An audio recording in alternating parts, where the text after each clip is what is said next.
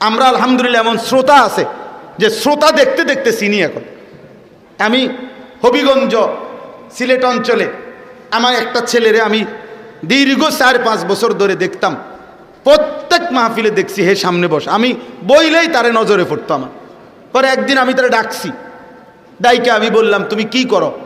কয় হুজুর আমি ঘাস মানে প্রতিদিন ঘাস কাটি আর ঘাস কাইটা বিক্রি করি, যা পাই তা দিয়ে সংসার চালাই। তাই বললাম তুমি যে সব মাহফিলে আসো, আমি দেখলাম তোমারে।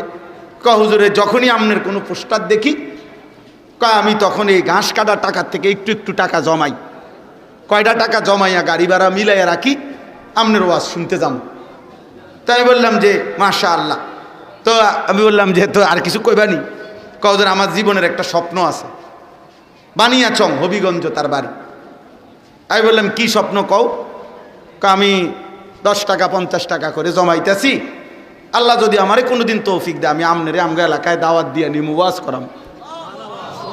পরে আমি বললাম ওহন দাঁড়া, ওহন ডেট লো, এখন নাও ডেট, আজকে তোমারে ডেট দিলাম, হাদিয়া দিতে হবে না, আমি দিমু তোমার এটা আছে আমার মাহফিলের সান্দা আমি দেবো, ও আজ টেহা লাগতো না, তুমি যাও, তুমি আয়োজন করো যেখানে কও, তুমি তোমার ঘরে হোক উডানে হোক, আমি ওখানে ওয়াজ করব। আমি বলছি আমি যাবো, ডেট দিলাম, যাও।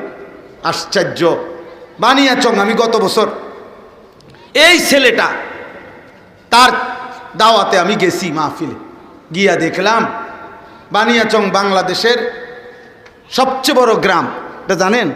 বাংলাদেশের সবচেয়ে বড় গ্রামের নাম হলো এই বানিয়াচং হবিগঞ্জ। এক গ্রাম এক উপজেলা। হ্যাঁ হ্যাঁ, এটা গ্রাম একটাই, একটা উপজেলা, বুঝছেন নি হুজুর? গিয়া দেখছি ওই গ্রামের মানে ওই উপজেলার সবচেয়ে বড় কলেজ হাই স্কুল মাঠ, যেটা বিশাল মাঠ, এই মাঠে এই ছেলে মাহফিল মানে আয়োজন করছে। আমি গিয়া দেখি একেবারে যদি কম হয় মানুষ 15-20 হাজার, স্টেজে যদি একেবারে না হয় হুজুর 300-400 হুজুর হইব। হুজুর খেলাফত মজলিসের যিনি কেন্দ্রীয় আমির, এই যে দেওয়াল ঘড়ি মার্কার যে খেলাফত মসজিদ, উনি বসা পাশে, ওনার বাড়িতে বানিয়েছে বড় বড় হুজুর সব। তাই বললাম কিরে কারবারটা কি, তার কার মাহফিল এটা? হুজুর কইছি তো আমার আইয়া এলাকাত, আমার আর দৈর্ঘ্য দিছে না, সব আলেম ওলামা পাবলিক মিল্লা এই মাহফিলে এত বড় বানায় ফেলছে। তাইলে দোস্ত একজন শ্রোতাকেও মানুষ দেখতে দেখতে চিনে। কথা বুঝছেন কি না বলে? এজন্য মাদ্রাসার সাথে আপনাদের কাছে অনুরোধ, এই 66 বছরের ইতিহাসে এই মাদ্রাসা অনেক স্বর্ণ ফসল, অনেক সোনার সন্তান, আলোকিত আলেমে দিন উপহার দিছে।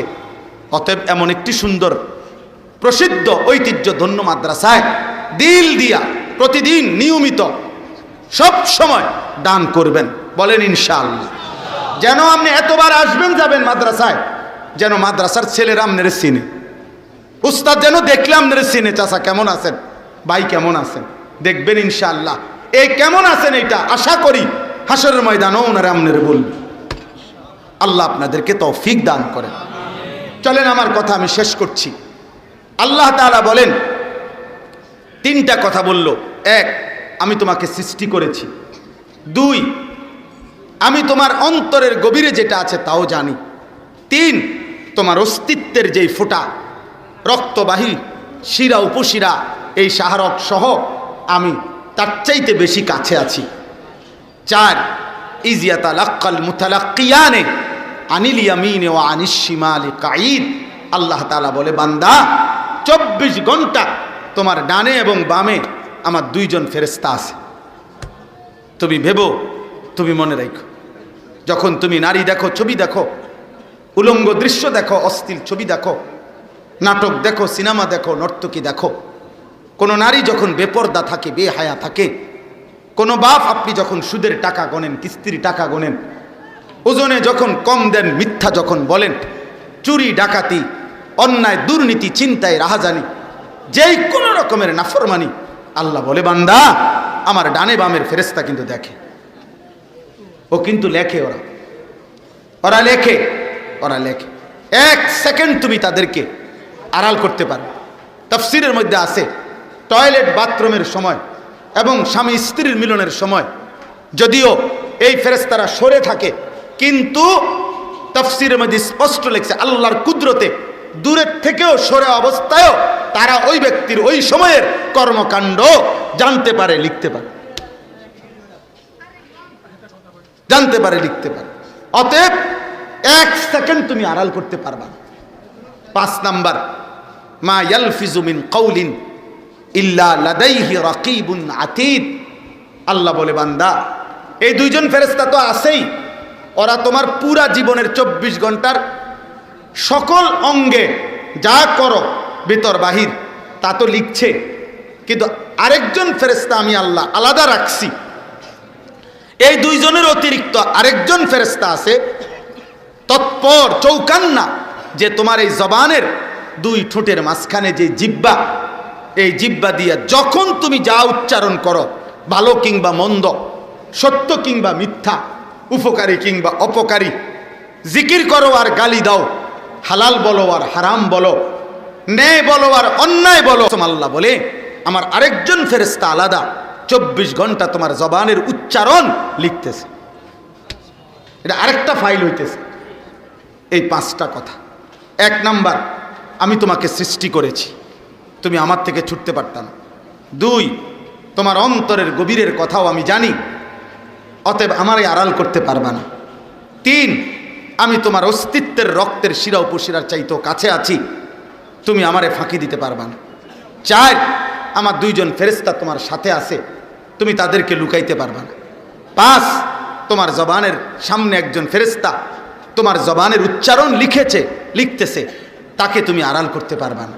আল্লাহ বলেন এই 5টি বিষয় থাকা অবস্থায় এবার তুমি ন্যায় করো আর অন্যায় করো, এবার তুমি নেকি করো আর গুনাহ করো, হালাল খাও আর হারাম খাও, জায়েজ করো আর না জায়েজ করো। আল্লাহ বলেন ওয়াজাআত সাকরাতুল মাউত বিল হক। এই অবস্থাতে থাকেই, মানে আমিও আড়াল হব না, আমার ফেরেশতাও আড়াল হবে না, লেখাও বন্ধ হবে না, আমি আল্লাহর জানাশোনাও বন্ধ হবে না। এই অবস্থাতেই একদিন তোমার সত্য সত্য মৃত্যু যন্ত্রণা সাকরাতুল মাউত শুরু হবে, আর তুমি মৃত্যুবরণ করবাই। যালিকা মা কুনতা মিনহু তাহিদ।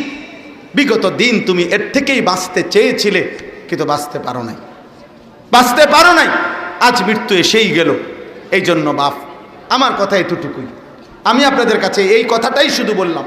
প্রিয় ভাই নওজওয়ান, প্রিয় কিশোর, প্রিয় বাপ, আমার ভাই, আমি এই কথাই শুধু মনে করাই দিলাম, আমি এবং আপনি, জওয়ান কিংবা বুড়া, হুজুর কিংবা পাবলিক, ইমাম কিংবা মুসল্লি, খতিব কিংবা শ্রোতা, আমরা সকলের জন্য এটা কথা যে আমাদের 24 ঘন্টা আল্লাহর নিয়ন্ত্রণে, আল্লাহ তাআলার তত্ত্বাবধানে আমাদের সেকেন্ড সেকেন্ড ফেরেশতা লিখতেছে, দেখতেছে।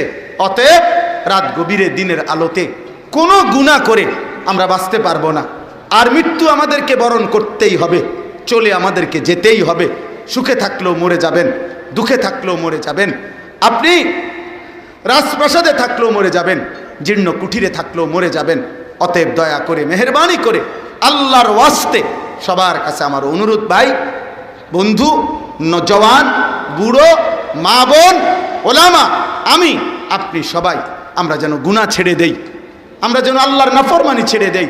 আমার যুবক ভাই, মোবাইলের নারী দেখো না বাপ, চরিত্রহীন হইও না, অস্থির দৃশ্য, জিনা ব্যভিচারের ছবি, হারাম এই ছবি দেখা দোস্ত, একদিন তুমি দুনিয়াতেও ক্ষতিগ্রস্ত হবা, আখেরাতেও ক্ষতিগ্রস্ত হবা। একদিন প্রয়োজনের সময় দেখবা যৌবনের শক্তি নাই, শরীরের সক্ষমতা নাই, কোমরের শক্তি নাই, লজ্জাস্থানের শক্তি নাই, আর আরেক দিন কবরে গিয়া দেখবা জাহান্নামের আগুন তোমার কবরে ধাউ ধাউ করে জ্বলছে। না তুমি দুনিয়া পাইবা, না তুমি আখেরাত পাইবা। আর হারাম উপার্জনকারী বাবা, সুদখোর, ঘুষখোর, কিস্তিখোর, হারাম উপার্জনকারী বেনামাজি, হায় আপনাকেও বলি, আপনি দুনিয়াও শেষ করতে পারতেন না। এত বাটফারি সিটারি কইরা আল্লাহরে ডাকেন নাই, নামাজ পড়েন নাই, 24 ঘন্টা কামাই রোজগারি 2 নম্বরই 6 নম্বরই কইরাও আল্লাহর কসম আপনি অভাব শেষ করতে পারতেন না। আপনি মরার পরেও, আপনি যেদিন মারা যাবেন তারপরেও আপনি কবরের থেকে শুনবেন আপনার ঘরের দরজা ভাঙ্গা গেছে, বাথরুমের দরজা মাঝখান দিয়ে ছিদ্র হইয়া গেছে, জানালার গ্রিল ফইরা গেছে, সিটকারি নাই, ফ্রিজের তলে দিয়া পানি পড়ে, মানে হাজারো সমস্যা থেকেই যাবে, অথচ আপনি কবরে চলে যাবেন।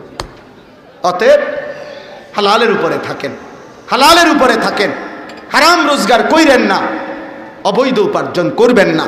আল্লাহ আমাদেরকে তৌফিক দেন, কবুল করেন। আজকের এই মুবারক মাহফিল আল্লাহ তাআলা ভরপুর বরকত দান করেন।